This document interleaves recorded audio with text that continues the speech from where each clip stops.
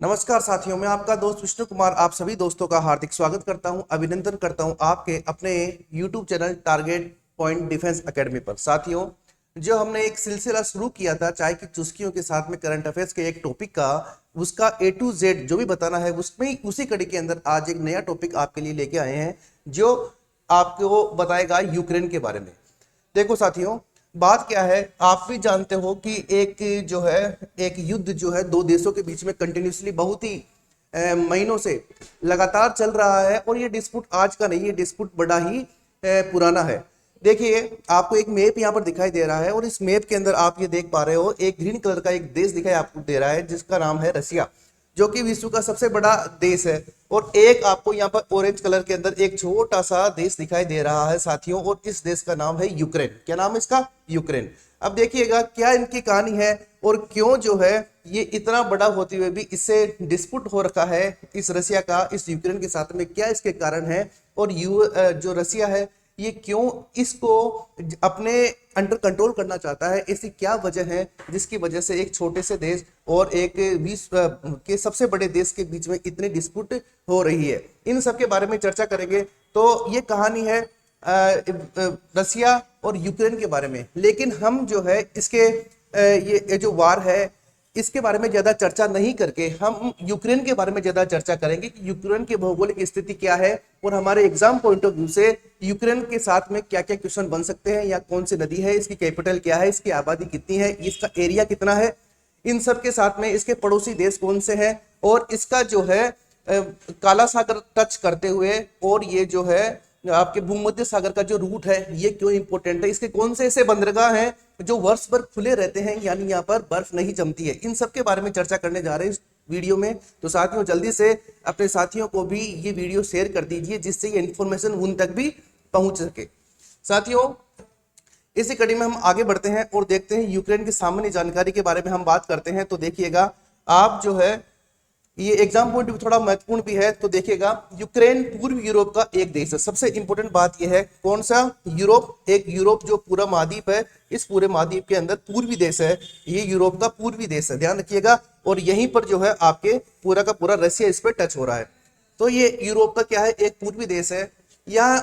यह रूस के बाद यूरोप में क्षेत्रफल के हिसाब से दूसरा सबसे बड़ा देश है। इसका भी ध्यान रखिएगा। अगर यूरोप की बात करो तो अगर अकॉर्डिंग टू एरिया हम बात करें तो सबसे बड़ा कौन सा हुआ? आपके आपके जो है रूस हुआ। और रूस के बाद जो दूसरा बड़ा देश हुआ उसका नाम क्या है? उसका नाम यूक्रेन है, जिसके साथ में दोनों देशों के जो आपकी बॉर्डर है, जो फ्रंटियर है, इसको लेकर कई बार डिस्प्यूट होता है। क्यों होता है, क्या कारण है, क्या यहाँ पर यूक्रेन के अंदर रशियन लोग हैं या फिर क्या इश्यूज है, इन सब की चर्चा इसी वीडियो में करने जा रहे हैं साथियों।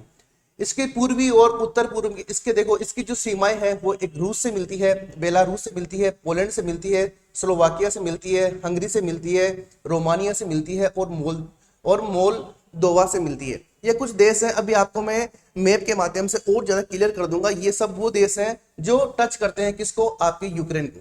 यूक्रेन की राजधानी कीव है, इसके बारे में भी चर्चा करेंगे। तो ये कुछ छोटी छोटी कुछ खास बातें हैं। ये देखिएगा, अगर आप जो है यहाँ पर मैप के अंदर इसे देख पा रहे हैं तो बहुत ही अच्छा आपको जो आप दिखाई दे रहा है ये है यूक्रेन। और आप इस मैप के अंदर थोड़ा आसानी से और बढ़िया तरीके से देख सकते हैं, यहाँ पर आपको रसिया दिखाई दे रहा है, तो ठीक है। और ये जो रेड कलर के अंदर पूरा का पूरा एरिया आपको दिखाई दे रहा है ये है आपके यूक्रेन। और ये यूक्रेन और ये रसिया, इन दोनों के बीच में लगातार डिस्प्यूट बना हुआ है। ये डिस्प्यूट तो पुराना है, लेकिन 2014 यानी 2014 के बाद में ये जो है क्राइसिस थोड़ा ज्यादा हो गया। और ये वाला एरिया आप जो ये देख पा रहे हैं, ये वाला एरिया ये है क्रीमिया। कौन सा एरिया है? ये है क्रीमिया के नाम से इसे जानते हैं। और ये जो आपको यहाँ पर सागर दिखाई दे रहा है ये है आपके काला सागर। कौन सा है? ये आपके ब्लैक सी है, जो आपके यूक्रेन को टच करता है। और इस ब्लैक सी के अंदर एक छोटा सा एरिया आपको दिखाई दे रहा है रेड कलर वाला, ये वाला एरिया ये है आपके क्रीमिया। आपको याद होना चाहिए 2014 के अंदर रसिया ने जो है क्रीमिया को अपने अंडर कंट्रोल ले लिया था। उसके बाद में रसिया की बहुत आलोचनाएं की गई थी इस बारे में कि आप ऐसा क्यों कर रहे हैं, एक डेमोक्रेटिक और लोकतांत्रिक देश होते हुए भी आप इस प्रकार की घटनाएं या इस प्रकार की जो इवेंट आप कर रहे हैं ये आपको शोभा नहीं देता है, ठीक है। उसके बाद में G8 ग्रुप से भी जो है रसिया बाहर हो गया था और G7 के नाम से वो जाना जाने लगा था। तो G8 क्या है या G7 क्या है, इसके बारे में भी एक अलग से हम वीडियो बनाएंगे। तो साथियों, आप यहाँ पर जो है अब जो है इसके पड़ोसी देश, इनको भी आप यहाँ पर देख सकते हो। इसी कड़ी में हम आगे बढ़ते हैं, यूक्रेन के बारे में बात करेंगे। तो ये देखिए, यूक्रेन को अगर हम देखें तो यूक्रेन को हम 2 या 3 4 भागों में बांट सकते हैं। देखिएगा, ये पश्चिमी वाला भाग है यूक्रेन का, ये पश्चिमी वाला भाग है। ये आपका सेंट्रल जो है मध्य यूक्रेन वाला भाग है, ये ईस्ट, ये पूर्वी भाग है, और ये साउथ, ये जो है दक्षिणी भाग है। अब जो इश्यू चल रहे हैं यहाँ पर, अगर आप देखोगे यहाँ पर कौन सा इसका पड़ोसी देश है, तो इसका पड़ोसी देश रसिया जो है इसके पूर्व भाग के अंदर टच करता है और ईस्ट वाले भाग में टच करता है। और यही वो एरिया है जहां पर थोड़ा सा ज्यादा डिस्प्यूट है। और इस डिस्प्यूट का कारण यह है कि यहाँ की जो जनसंख्या है वो अधिकतर वो है जो रशियन कम्युनिटी की है या उससे बिलोंग करती है। क्योंकि आपको पता होना चाहिए 1991 यानी 1991 के अंदर या इससे पहले एक संगठन हुआ करता था जिसका नाम आपके यूएसएसआर का विघटन हो गया था 1991 के अंदर। उसमें यूरोप के बहुत सारे देश उससे अलग हुए थे और उसी के अंदर एक देश था जिसका नाम था यूक्रेन।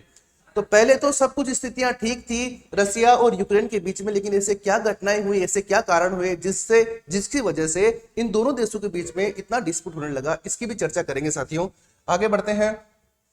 तो देखिएगा मेरे प्यारे साथियों, यूक्रेन की अगर सामान्य जानकारी की बात करें तो वो तो मैंने बेसिक आपको बताया, तो एक बात थोड़ा सा और देख लीजिए। लगभग 6,03,628 वर्ग किलोमीटर का इसका एरिया है और यूरोप का दूसरा सबसे बड़ा देश इसे जो है माना गया है। और सबसे बड़ा देश जो है वो आपके कौन सा है, रसिया है। अब देखिए 2021 में 41.6 मिलियन की इसकी आबादी के साथ यूरोप का 8वां सबसे ज्यादा आबादी वाला देश माना गया है। तो ये बहुत अच्छी बात है कि एरिया वाइज अगर हम बात करें तो दूसरा, और अगर हम पॉपुलेशन के हिसाब से बात करें तो आपका यूक्रेन जो है यूरोप का 8वां सबसे बड़ा आबादी वाला देश माना गया है। देश की राजधानी, कैपिटल और सबसे बड़ा शहर कीव है। देश की राजधानी कौन सी है, कीव है। और ये देखिए आप यहाँ पर मैप देख पा रहे हैं, तो इस मैप के अंदर देखिए आपको यूक्रेन आपको यहाँ पर दिखाई दे रहा है और ये देखो एक आपको यहाँ पर ये राजधानी कीव जो है आपको यहाँ पर दिखाई दे रही है। यानी हम बात करें तो ये आपका जो नॉर्थ वाला एरिया है यूक्रेन का, इसके अंदर आपकी राजधानी कीव जो है आपको यहाँ पर दिखाई दे रही है। और आप अगर थोड़ा सा गौर से देखोगे तो यहाँ से एक नदी जो है आपको यहाँ पे दिखाई दे रही है। नदी कौन सी है और ये नदी कहाँ से आती है, काला सागर के अंदर ये नदी जो है जाती है। देखो ब्लैक सी के अंदर ये नदी जाती है। अब ये नदी कौन सी है इसके बारे में भी हम थोड़ी सी चर्चा करेंगे, क्योंकि हमारा जो मकसद है वो है हमारे एग्जाम पॉइंट ऑफ व्यू से जो है टॉपिक को देखना, जिसमें हम जब एग्जाम देवें तो ये जो जानकारियां हैं ये काम में आए। तो देखिए ये एक नदी है नीपर नदी। कौन सी नदी है, नीपर नदी। यानी अगर आपसे क्वेश्चन पूछे कि यूक्रेन की जो कैपिटल है वो कौन सी नदी किनारे बसी हुई है, तो वो जो वो है नीपर नदी। यानी कीव जो राजधानी है यूक्रेन की वो कौन सी नदी के किनारे है, तो वो है आपके नीपर नदी किनारे। अब नीपर नदी के बारे में देखो, यूरोप की इंपोर्टेंट रिवर है जो रूस के एक एरिया है सोमोलेंस्क नामक स्थान से ओरिजिन होता है। यानी रसिया से ये ओरिजिन होती है।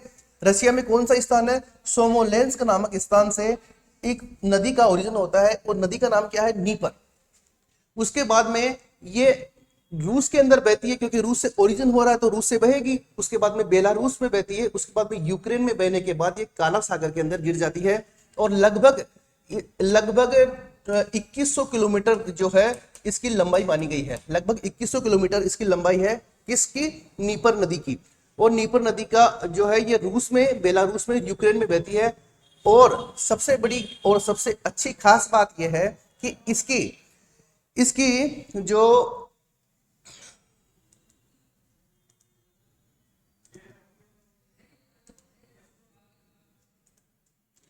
जो नीपर नदी है ये रूस, बेलारूस और यूक्रेन में बहने के बाद काला सागर में गिरती है। और जो आपकी यूक्रेन की राजधानी कीव है वो इसी नीपर नदी के किनारे बसी हुई है। ये बात खास ख्याल रखना। और काला सागर के अंदर ये ज्वाइन करती है। ये बेलारूस और यूक्रेन की सबसे लंबी नदी है, ध्यान रखिएगा। ये जो नीपर नदी है, अगर पूछे कि बेलारूस की सबसे लंबी नदी का नाम बताइए तो नीपर है, यूक्रेन की सबसे लंबी नदी का नाम बताइए तो नीपर है। इसके अलावा देखिए, और अगर सभी यूरोप की बात करें तो ये पूरे यूरोप की चौथी सबसे बड़ी नदी है। यानी नीपर नदी की हम बात करें तो 3 देशों से गुजरती है, काला सागर में गिरती है और यूक्रेन की राजधानी कीव नीपर नदी के किनारे है। लगभग 2100 किलोमीटर इसकी लंबाई है और बेलारूस और यूक्रेन की सबसे लंबी नदी है। और अगर यूरोप महाद्वीप की बात करें तो ये यूरोप महाद्वीप की चौथी यानी 4th नंबर की सबसे लंबी नदी के अंदर इसको काउंट किया जाता है। तो ये बात हुई नीपर नदी के बारे में और राजधानी कीव के बारे में। अब आप यहां पर देखिएगा,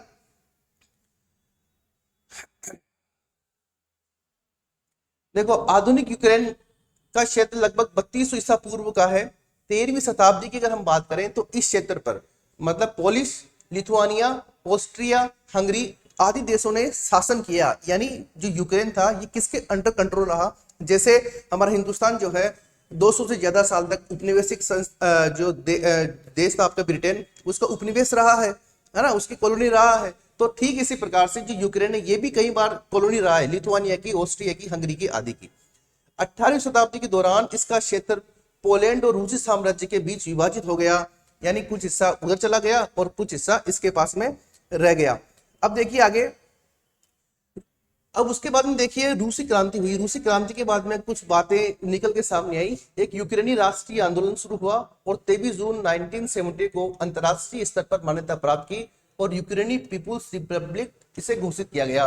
यानी 1917 के अंदर ये देश एक ठीक तरीके से अस्तित्व में आ गया था। लेकिन इसी के बाद भी, इसी के तुरंत बाद रशिया में क्या हुआ? रशिया के अंदर जो है एक संगठन बना जिसे आप सोवियत संघ के नाम से जानते हैं। ये कब बना था? द्वितीय विश्व युद्ध के बाद यूक्रेन सोवियत संघ का हिस्सा बन गया। यानी सोवियत संघ को आप बोलते हो यूएसएसआर। क्या बोलते हो आप? यूएसएसआर के नाम से इसे जानते थे, यूएसएसआर। और इसका सदस्य या इसका अंग बन गया आफ्टर सेकेंड वर्ल्ड वॉर। कौन बन गया? आपकी यूक्रेन बन गया।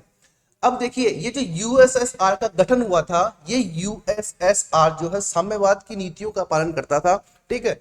और इसका विघटन जो है 1991 के अंदर इसका विघटन हो गया।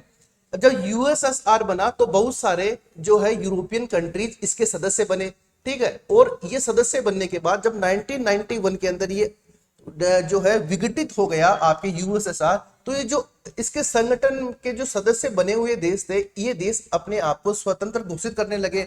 और ठीक इसी प्रकार 1991 में सोवियत संघ के विघटन के बाद में यूक्रेन ने अपनी स्वतंत्रता प्राप्त कर ली।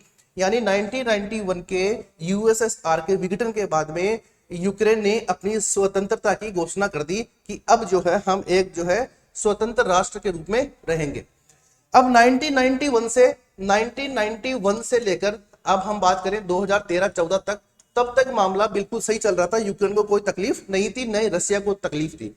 2013 में यूक्रेन के राष्ट्रपति जिनका नाम था विक्टर यानुकोविच ने यूक्रेन यूरोपीय संघ में समझौते को निलंबित कर दिया। यानी इससे पहले की जो घटनाएं थी वो इस प्रकार की थी कि यूक्रेन जो है इसके अच्छे संबंध हो गए थे किससे? आपके यूरोपियन यूनियन से, ईयू से, या फिर हम कह सकते हैं कि यूरोप महाद्वीप के वो देश जो कि एक बहुत ही अच्छी अर्थव्यवस्था रखते हैं और पश्चिमी भाग में, यूरोप के पश्चिमी भाग में स्थित देश हैं, और उन्हीं का एक संगठन है ईयू। इसके बारे में भी मैं अलग से क्लास लूंगा और चर्चा करूंगा। तो ये जो ईयू है इसका और यूक्रेन का बहुत अच्छा संबंध था। लेकिन 2013 में राष्ट्रपति विक्टर यानुकोविच ने इस समझौते को निलंबित कर दिया, यानी हम जो है इसका साथ नहीं देंगे। जो विक्टर यानुकोविच थे उनकी और आपके जो रशिया के राष्ट्रपति है, इन दोनों की बॉन्डिंग बहुत अच्छी थी। तब तक रशिया के राष्ट्रपति को लगता था कि यूक्रेन जो है वो हमारे ही हितों के लिए काम करता है, क्योंकि इन्होंने इसको समझौते को निलंबित कर दिया था। अब देखिए रूस के साथ घनिष्ठ आर्थिक संबंध बनाने का फैसला किया। यानी विक्टर यानुकोविच ने क्या किया कि यूरोप के देशों से तो संबंध तोड़ेंगे, ईयू से संबंध तोड़ेंगे, और हम जो है हमारे संबंधों को मजबूत किसके साथ करेंगे? हम करेंगे रशिया के साथ में मजबूत करेंगे। लेकिन ये बात जनता को अच्छी नहीं लगी और इस चीज का जबरदस्त विरोध होने लगा और यानुकोविच को हटाकर एक नई गवर्नमेंट की स्थापना हुई। अब ये जो नई गवर्नमेंट की स्थापना थी, इसको करने के अंदर यूरोप के देशों का और जो महाशक्तियां हैं उनका हाथ रहा, क्योंकि अगर विक्टर यानुकोविच होते तो यूक्रेन और रशिया के संबंध और ज्यादा मजबूत होते। यानी यूक्रेन जो है रशियन हितों की पूर्ति करने के लिए काम करता, लेकिन ऐसा नहीं हुआ और इसका विरोध होने के बाद एक नई सरकार की स्थापना आपके यूक्रेन के अंदर हो गई। अब जब नई सरकार की स्थापना हुई तो नई सरकार जो है अपने हिसाब से काम करने लगी और 2016 में यूक्रेन यूरोपीय संघ के साथ गहरे और व्यापक मुक्त व्यापार क्षेत्र का आर्थिक घटक बन गया। यानी वापस जो है जब नई सरकार बनी यानी वो सरकार जो रसिया के हित के लिए काम नहीं करती थी, उसने इस पूरे जो है ईयू वाला एरिया है, इस ईयू के साथ में अच्छे संबंध बनाने के लिए काम करने लगी। और इसी बात को लेकर जो है रसिया को थोड़ी दिक्कत हुई और उसने इसके ऊपर थोड़ा सा इश्यूज क्रिएट किए। अगर आप पड़ोसी देशों की बात करें कि इसके कौन कौन से पड़ोसी देश है, तो आपको मैं पहले ही बता चुका हूं। बेलारूस है, पोलैंड है, स्लोवाकिया है, हंगरी है, रोमानिया है और मालडोवा है। इसके अलावा ये आपके रसिया है, यानी 1 2 3 4 5 6 7, यानी इसके 7 जो है पड़ोसी देश है। ये राजधानी कीव जो है ये नीपर नदी के किनारे है, ये भी मैंने आपको बता दिया। नीपर नदी रसिया से निकलती है, बेलारूस से बहती है और आपके काला सागर में जाती है। और 7 इसके पड़ोसी देश है, जिसमें मोल्डोवा, आपके Romania, Hungary, Slovakia, Poland, Belarus और रसिया है। इसके अलावा काला सागर को ये टच करता है। बेलारूस किसको टच करता है? काला सागर को टच करता है। मैं वो भी बात करूंगा कि क्यों रसिया जो है यूक्रेन के माध्यम से इसको आगे बढ़ाना चाहता है और क्या रसिया के ऐसे हित हैं जो यूक्रेन के अंदर समाहित हैं। तो देखिए, इसके थोड़ा सा आगे बढ़ते हैं। अब आप यहाँ पर देख पा रहे होंगे, देखिए क्या ऐसी चीजें हैं। देखो, आपको यहाँ पे जो है रसिया पूरा का पूरा दिखाई दे रहा है और आपको यहाँ पे यूक्रेन दिखाई दे रहा है, ठीक है। और ये वाला एरिया मैंने आपको बता ही दिया, ये वाला एरिया क्रीमिया है, जिसे 2014 में इस रसिया ने अपने पास में अडॉप्ट कर लिया और इसी का विरोध हुआ और G8 से इसे बाहर निकाल दिया रसिया को। और जो ग्रुप था G8 वो G7 के नाम से जाने लगा। तो आप कुछ यहाँ पर देख पा रहे होंगे कि यहाँ पर ये आपको काला सागर दिखाई दे रहा है, ठीक है। तो यहाँ पर कुछ बंदरगाह है, ठीक है, 1 बंदरगाह, 2 बंदरगाह, और यहाँ से ये जो रूट है ये रूट होता हुआ पूरा का पूरा आपके भूमध्य सागर यानी मेडिटेरियन सी के अंदर जाता है। अब रसिया के पास में जितने भी दूसरे पोर्ट्स हैं वो पोर्ट्स 12 महीने बर्फ से ढके, मतलब 12 महीने खुले नहीं रहते, कई बार उनमें बर्फबारी की वजह से वो जम जाते हैं। तो जब पोर्ट अगर बंदरगाह बर्फ से जमा होगा तो वहां पर कारोबार नहीं होता। इसीलिए ये एक बेस्ट रूट हो सकता है रसिया के लिए कि काला सागर होते हुए, मेडिटेरियन सी से होते हुए वो अन्य जो है पश्चिमी राष्ट्रों की तरफ जा पाए। तो ये भी एक कारण है कि रसिया जो है इस यूक्रेन को उस स्थिति में रखना चाहता है जहां पर रसिया के हित जो है वो पूरे हों। अब युद्ध के कारण एक तो मैंने आपको बता ही दिया कि युद्ध के कारण क्या है और ये दोनों जो राष्ट्र हैं वो क्यों लगातार जो है इसके ऊपर डिस्प्यूट बना रखे हैं। तो एक तो अगर युद्ध के कारणों की हम बात करें तो एक कारण तो आप यूं समझ सकते हैं कि पहला कारण तो ये हो सकता है जो मेडिटेरियन सी है यानी भूमध्य सागर का जो मार्ग है उसके ऊपर रसिया अपने हित चाहता है। दूसरी बात यह है कि यूक्रेन जो है अभी जो आपके ईयू यानी यूरोपियन यूनियन और नाटो का आपने नाम सुना होगा, नॉर्थ अटलांटिक ट्रीटी ऑर्गेनाइजेशन, ये एक संगठन है जो कि यूएसए के हितों के लिए काम करता है। और हालांकि ये पहली थ्योरी थी, अब ऐसी थ्योरी नहीं है। और जो ये यूक्रेन है ये इसका झुकाव ईयू की तरफ होने के कारण और नाटो की तरफ होने के कारण रसिया जो है इस बात को लेकर नाराजगी जाहिर करता है कि ऐसा नहीं होना चाहिए, क्योंकि अगर ऐसा होता है तो फिर रशियन जो हित है वो यूक्रेन के माध्यम से पूरे नहीं हो पाएंगे। और इसी को बात को लेकर ये जो क्लेश चल रहा है कंटिन्यूसली आगे बढ़ता जा रहा है। अब देखो क्या चाहता है रसिया, ये भी देख लेते हैं कि क्या इश्यूज है, क्या चाहता है। वो क्या बोलता है कि यूक्रेन कभी यूएसएसआर का हिस्सा हुआ करता था, यूक्रेन का रूस के समाज और संस्कृति से गहरा जुड़ाव है। ये कौन तर्क देता है? ये रसिया तर्क देता है कि इसका जो इसका जो सोसाइटी है और इसका जो कल्चर है उसका जुड़ाव किससे है? वो आपके यूएसएसआर से रहा है। वहाँ रूसी भाषा बोलने वालों की संख्या भी अच्छी खासी है, यानी अच्छे खासी लोग जो है रसिया भाषा बोलते हैं। लेकिन 2014 में रूस के हमले के बाद दोनों देशों में रिश्ते बेहद खराब हो गए। मैंने आपको बताया 2014 में रसिया ने किस पर अटैक किया? क्रीमिया पर अटैक किया। तब से यूक्रेन को यह डर है कि अगर क्रीमिया के ऊपर अटैक कर सकता है तो यूक्रेन को भी अपने अंडर ले सकता है। इसीलिए यूक्रेन ने अपने जो हित है वो ईयू की तरफ और नाटो से ज्यादा जो है संबंध बनाने के प्रयास करने लगा ये यूक्रेन। और इसी बात को लेकर रसिया नाराज हो गया और ये डिस्प्यूट का कारण बना। अब रसिया क्या बोलता है कि पहले ये यूएसएसआर का हिस्सा था, यहाँ पे रहने वाले लोग जो है वो रसियन है, रूसी भाषा भी अच्छी खासी बोली जाती है। 2014 में रूस समर्थक माने जाने वाले यूक्रेन के तत्कालीन राष्ट्रपति को सत्ता छोड़नी पड़ी। अभी मैंने आपको बताया विक्टर सरको जो है वहां से बेदखल होना पड़ा। उसके बाद रूस ने यूक्रेन पर हमला किया, यानी क्रीमिया वाले पार्ट पर हमला किया 2014 बाद में। और ये इश्यूज लगातार इतना बढ़ता रहा कि क्रीमिया को छोड़कर अब आगे जो है रसिया यूक्रेन के ऊपर ही दाव खेलने लगा। राष्ट्रपति पुतिन ने दावा किया कि यूक्रेन का गठन कम्युनिस्ट रूस ने किया था। पुतिन का मानना है कि 1991 में सोवियत संघ का विघटन रूस के टूटने के जैसा था। इस क्रम में रूसी और यूक्रेनी लोगों को समान राष्ट्रीयता वाला बताया था।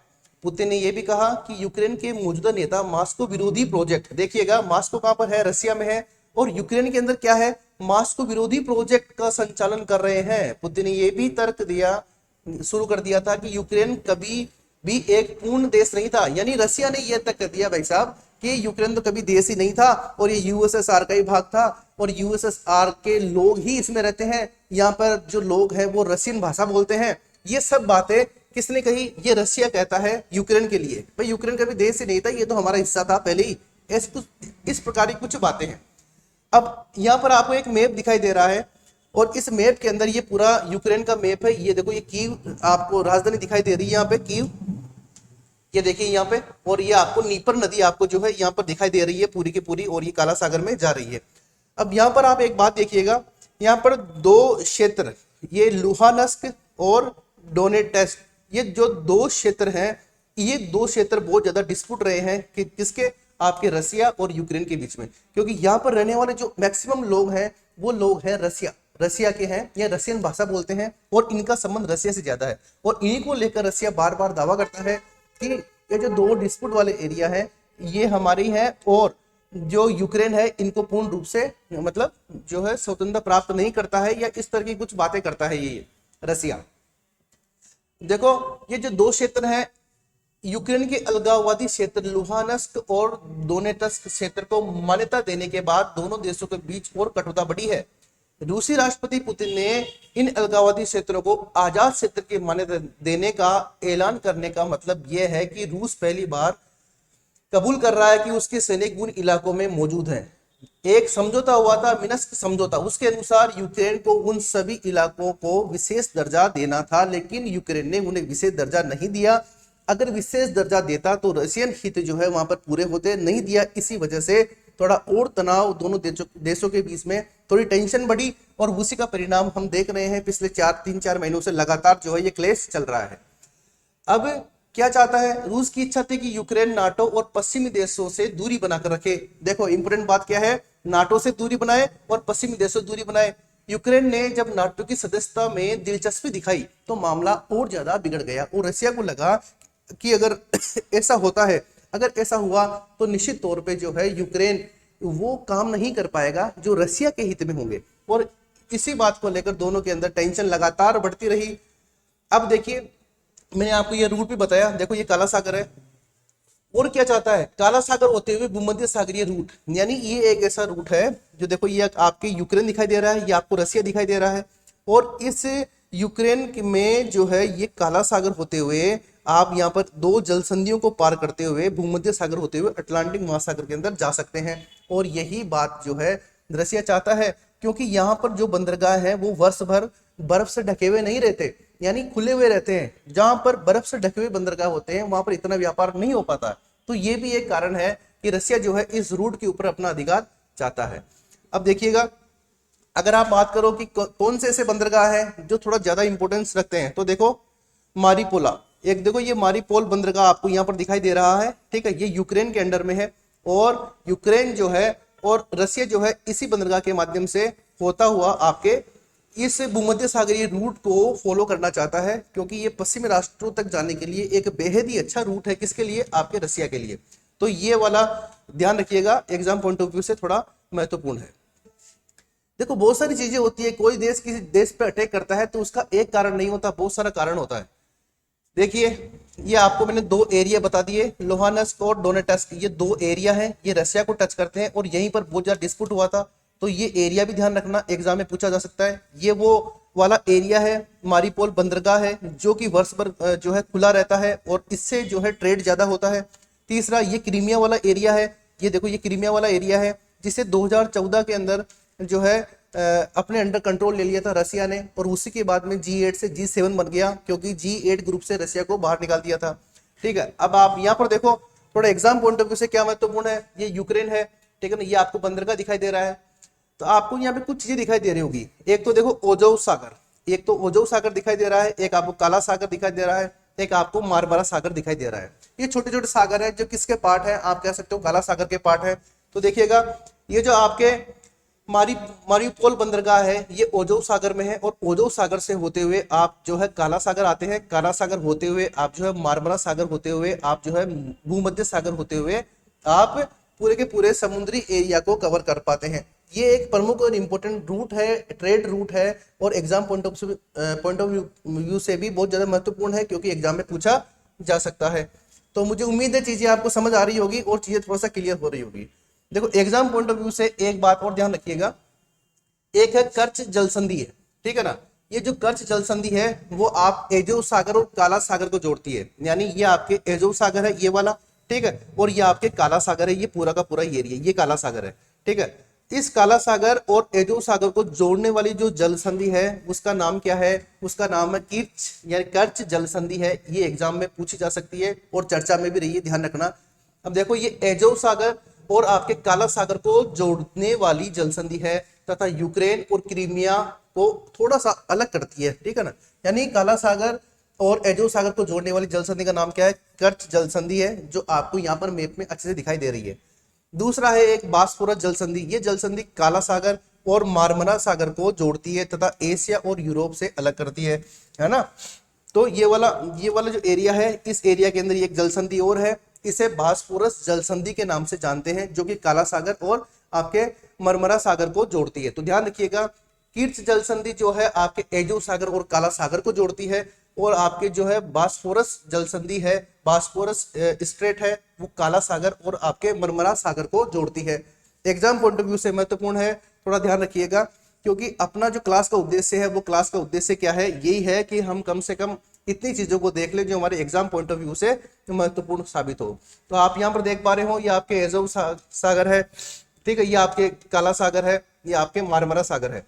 तो आप देखिए इस एजोव सागर से ये वाटर स्टेट यानी कर्च जल संधि से होते हुए हम काला सागर होते हुए पूरा का पूरा जो है मारमरा सागर होते हुए हम जो है मेडिटेरियन सी से होते हुए पूरा का पूरा मेडिटेरियन सी को क्रॉस करते हुए ये स्पेन और मोरक्को के बीच से निकलते हुए अटलांटिक महासागर में चले जाते हैं, और ये पूरा का पूरा ट्रेड रूट को हम फॉलो कर पाते हैं।